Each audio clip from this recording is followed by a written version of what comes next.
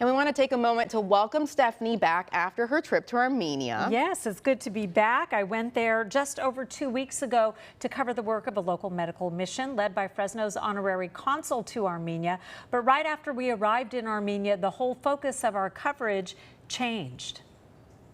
September 19th, just 3 days before the medical mission was set to depart, there was a military strike on Nagorno-Karabakh. It's territory between Armenia and Azerbaijan and home to 120,000 ethnic Armenians. While Karabakh is internationally recognized as part of Azerbaijan, the Armenians had formed their own government.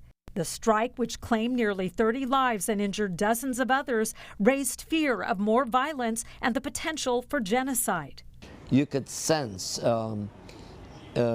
concern, worrisome in them because of the unknown. That fear of the unknown resulted in 10 members of Fresno's medical mission to cancel their involvement. But Honorary Consul Berj Abkarian decided the mission and a planned medical conference in Armenia would continue. We're going to continue our efforts, both on the mission side as well as the conference side, to make sure that we meet our goals and objectives that we set.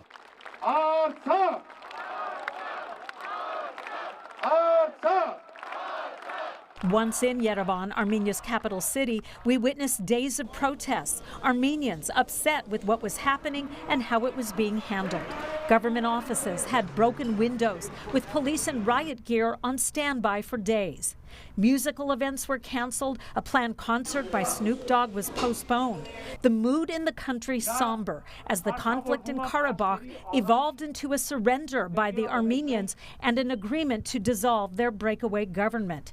U.S. Senator Gary Peters of Michigan was in Armenia. He called for sanctions against Azerbaijan and discussed his take on what was happening. Here's Armenia, a democracy in a very rough neighborhood where democracy does not reign, and the world democracies need to lock arms and work together to preserve freedom for people and protect basic human rights. But there's also something I'd like to do to help with the muscles here to make that feel a little bit better. As medical mission doctors treated patients in rural clinics, a mass exodus began in Karabakh.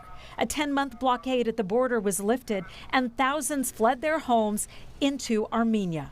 An explosion at a fuel depot killed dozens of people trying to fill their cars so they could leave. Burn victims were transported into Armenia as the refugee crisis unfolded.